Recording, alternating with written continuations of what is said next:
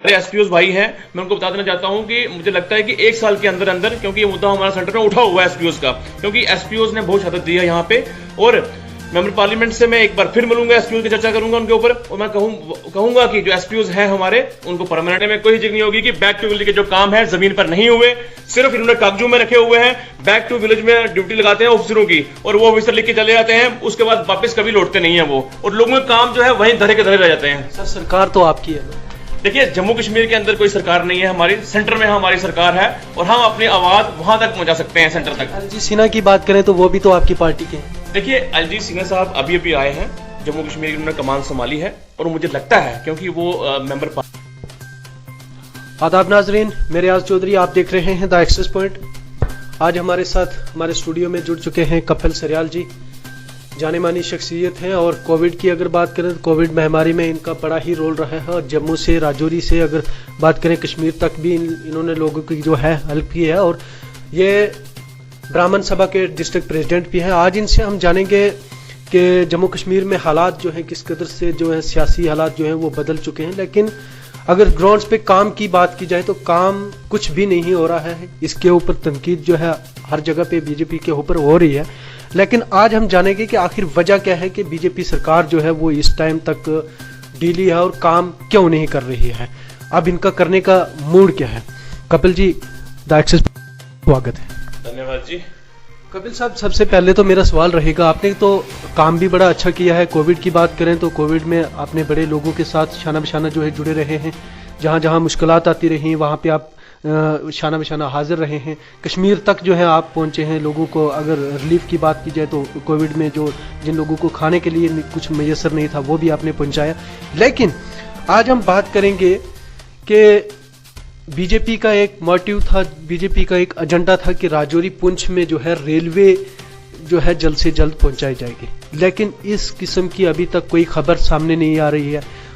कब तक लगता है कि राजौरी पुंछ में जो आपका एजेंडे में भी है कि पुंछ तक जो है रेलवे पहुंचानी है, लेकिन कब तक, आखिर कितना टाइम लगेगा?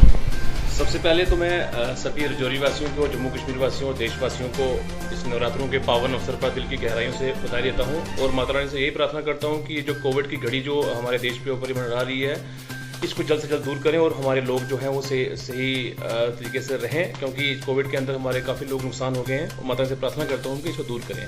दूसरा, आपने बात कही रेलवे लाइन की, मैं आपको बता दूं रियाज जी, पिछला एक साल जो हो गया, एक साल जो है हमारा, एक साल बिल्कुल हमारा कोई काम नहीं चला। एक साल में आप यूँ मान सकते हैं कि 7-8 महीने 370 का दौर चलता रहा, उसके बाद आज 7-8 महीने दोबारा हो गए हैं, दोबारा 7-8 महीने हो गए हैं कि जो ये कोविड का दौर चल रहा है, कोविड के अंदर ना हम कोई काम कर पा रहे हैं, ना हमारा काम चला यहाँ पे। लेकिन कहीं ना कहीं जो हमारे मेंबर पार्लियामेंट है, उन्होंने बड़ा जोर लगाया इस चीज को लाने के लिए, और मैं वो कह रहा हूँ वो दिन दूर नहीं है कि जब राजौरी से पुंछ और पुंछ से जम्मू जो रेल दौड़ेगी, सिर्फ काम करने की जरूरत है यहाँ पे, और हमारे मेंबर पार्लियामेंट जो है जुगल किशोर शर्मा साहब वो काम कर रहे हैं इसके ऊपर। 60 साल पहले कांग्रेस ने यहाँ राज किया, तब लोगों को नहीं पता लगा रेल कहां से आएगी, लेकिन भारतीय जनता पार्टी की जब सरकार आई सेंटर में और हमारे मेंबर पार्लियामेंट ने जोर लगाया, तब जाके ये रेल का मुद्दा उठा है, और वो दिन दूर नहीं है। क्योंकि मैं पहले बता चुका हूं कि एक साल जो हो गया है, बिना काम के एक साल निकला है हमारा, लेकिन आने वाला जो एक साल है उसके अंदर कुछ ना कुछ आप देखेंगे, और वो दिन दूर नहीं है जब हमारे राजौरी और जम्मू पुंछ में रेल दौड़ेगी।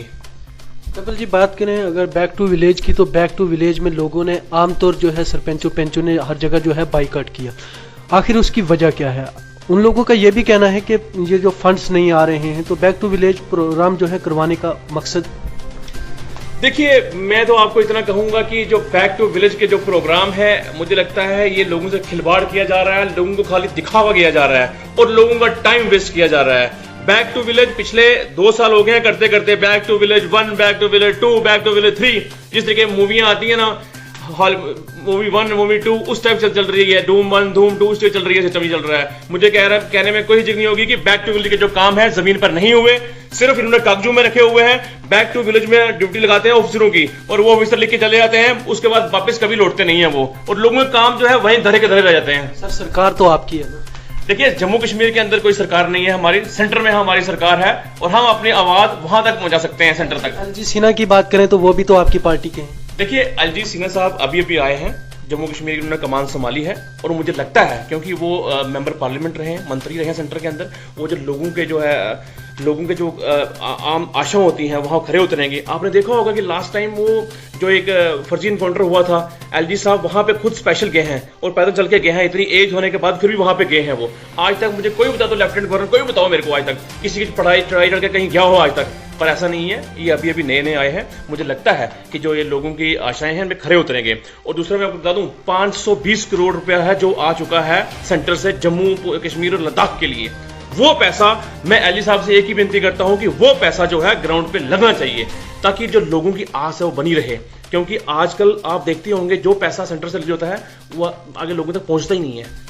आज लोगों को पता ही नहीं चलता पैसा आया कहां से है। और लोग हर बार आते हैं, बैक टू विलेज के प्रोग्राम लेके देखने आते हैं, लिखवाने आते हैं, लेकिन लोग बेचारे बड़े निराश वहां जाते हैं, काम जमीन पे नहीं हो रहे हैं। और लेफ्टिनेंट गवर्नर जो अली सिन्हा साहब हैं, मेरी इनसे मांग रहेगी कि आप जो 520 करोड़ रुपए आया है ये जमीन पे लगना चाहिए। आप राजौरी से तल्लुक़ रखते हैं, जम्मू की बात करें तो कश्मीर की बात करें, वहाँ पे भी आपका आना जाना है, लोगों के साथ आप शाना बिशाना खड़े हैं। लेकिन अगर बात करें कोविड-19 के चलते इस महामारी में लोगों की कमर जो है वो टूट चुकी है, क्योंकि कारोबार किसी किस्म का जो है वो हो नहीं रहा है, कामकाज कोई चल नहीं रहा है प्रॉपर तौर पे। लेकिन इसमें आरटीओ राजौरी, जम्मू की बात करें, बाकी अदर की बात करें तो किराया जो है वो बढ़ोतरी कर दी गई है। लोग कहाँ से वो कर पाएंगे, मुहैया कर पाएंगे कि लोगों को अब इतनी कमर तोड़ क्यों हो रही है? आखिर इसके ऊपर आपका क्या कहना है? देखिए, जो ये आरटीओ जम्मू या आरटीओ राजौरी या बाकी जो आरटीओस हैं, मैं उनसे ये कह देना चाहता हूं कि जो लोग कोविड के अंदर, जो लोग बेचारे बहुत मजबूर लोग हैं, बहुत गरीब लोग हैं, इनके पास किराया देने के लिए पैसे नहीं है। जम्मू से नगरोटा का आप लगा लीजिए, 100 रुपया किराया ले रहे हैं गाड़ियों वाले। आप राजौरी के लोकल्स लगा लीजिए, 50-50 रुपया किराया वहां पे ले रहे हैं। सरासर गलत है, ऐसा नहीं होना चाहिए। आप ले लीजिए जीवल से लेके बड़ी ब्राह्मणों तक ले लीजिए, 50 रुपए किराया ले रहे हैं यहाँ पे। और जो आगे पीछे के लोग हैं वो बेचारे कहां से किराया देंगे? छम का किराया दे, 150 रुपए किराया छम का ले रहे हैं यहाँ से, इतना किराया कोई दे नहीं पा रहा है। और आरटीओ जम्मू या जितने भी अदर आरटीओस हैं, मैं उनसे एक ही विनती करता हूं कि आप फील्ड में उतरें, ये चीज देखें आप। अगर ऐसा ये गाड़ियों वाले करते रहेंगे तो ये हमारे गरीब लोग कहां से पैसे देंगे, जिनके पास खाने का आसरा नहीं है। लोग दिहाड़ी लगाते हैं और खाना खाते हैं। अगर छम से को बंदा यहाँ काम करने जम्मू में आएगा, 150 रुपए पहले वो घर से निकालेगा, 150 रुपए कहां से लाएगा वो देने के लिए? जब दिहाड़ लगेगी तो 150 रुपए देगा ना। ऐसा नहीं है, सरासर गलत हो रही है। मैं पहली बार भी आरटीओ राजौरी को मैंने वार्न किया था कि आप इस चीज में देखें और इसको देखें, क्योंकि गरीब लोग हैं, गांव के लोग हैं, उनके पास ना पैसे हैं, सिर्फ दिहाड़ लगाते हैं तो शाम को खाते हैं। और आरटीओ जितने भी हैं जम्मू के, मैं उनसे विनती करता हूँ इस चीज पे आप खास तौर पर जांच करें। ये चीज नहीं होनी चाहिए। जितने भी गाड़ी वाले जो हैं, अगर वो गलत करते हैं तो उनके जो परमिट है वो सीज किया जाए, परमिट बंद कर दिए जाए उनके। जम्मू कश्मीर में अगर बात करें एसपीओज की, एसपीओज ने बड़ी शहादत जो है कश्मीर में दी है, राजौरी पुंछ में भी कई जगह दी है, लेकिन उनको परमानेंट रिक्रूट नहीं की जा रहा है, परमानेंट जो है पॉलिसी नहीं बनाई जा रही है। तो अगर बात करें उनकी पॉलिसी को लेके बीजेपी का नेक्स्ट जो है वो मोटिव क्या रहेगा, नेक्स्ट उनका प्रोग्राम क्या है उनको परमानेंट करने के लिए, क्या आपकी सेंटर में इस किस्म की कोई बातचीत हुई है? देखिए, जम्मू कश्मीर पुंछ के जो लोग हैं, वो जो एसपीओज हैं, उन्होंने इस देश के लिए बड़ा कुछ किया है। एसपीओज ने छीना तान के मिलिटेंट के सामने खड़े होते रहे, गोली खाते रहे वहां पे, और उनको एक ही आस थी, कब हम परमानेंट होंगे, कब हम परमानेंट होंगे। लेकिन कहीं ना कहीं जो पिछली सरकारें रही उनकी चूक थी। कांग्रेस एनसी की सरकार रही, पीडीपी की सरकार रही, उनकी चूक थी। यहाँ पे उन्होंने एक बार भी कोशिश नहीं की कि एसपीओज जो है इनको कब हमने परमानेंट किया जाए। लेकिन हमारी जो भारतीय जनता पार्टी है, इस तरीके जैसे आपने मेंबर पार्लियामेंट का सुने होगा इंटरव्यू आपने, उन्होंने उस इंटरव्यू यही कहा था कि एसपीओज के बारे में सोचा जाएगा। और मैं जितने भी हमारे एसपीओज भाई हैं, मैं उनको बता देना चाहता हूं कि मुझे लगता है कि 1 साल के अंदर अंदर, क्योंकि ये मुद्दा हमारा सेंटर में उठा हुआ है एसपीओज का, क्योंकि एसपीओज ने बहुत शहादत दी है यहाँ पे। और मेंबर पार्लियामेंट से मैं एक बार फिर मिलूंगा, एसपीओ की चर्चा करूंगा उनके ऊपर, और मैं कहूंगा कि जो एसपीओज हैं हमारे, उनको परमानेंट किया जाए, ताकि उनके लिए 6000 में कुछ नहीं बन पा रहा है। ड्यूटी है जो पूरी दे रहे हैं, महीना पूरा ड्यूटी देते हैं वो, लेकिन 6000 में कुछ नहीं बन पाता उनका, ना परिवार पलता, ना उनके बच्चे पलते हैं। तो मैं मेंबर पार्लियामेंट साहब से इस बारे में मुलाकात करूंगा, उनसे कहूंगा कि सेंट्रल गवर्नमेंट से वो ऑर्डर लेके आए कि जो जितने भी एसपीओज हैं पिछले 3 साल जिनको होगा 3 साल पीरियड, उनको परमानेंट किया जाए। ये थे कपिल सरियाल जी, जिनका शाना बिशाना जो है आवाम के साथ चलना होता है, गरीब लोगों के साथ बैठना उठना होता है।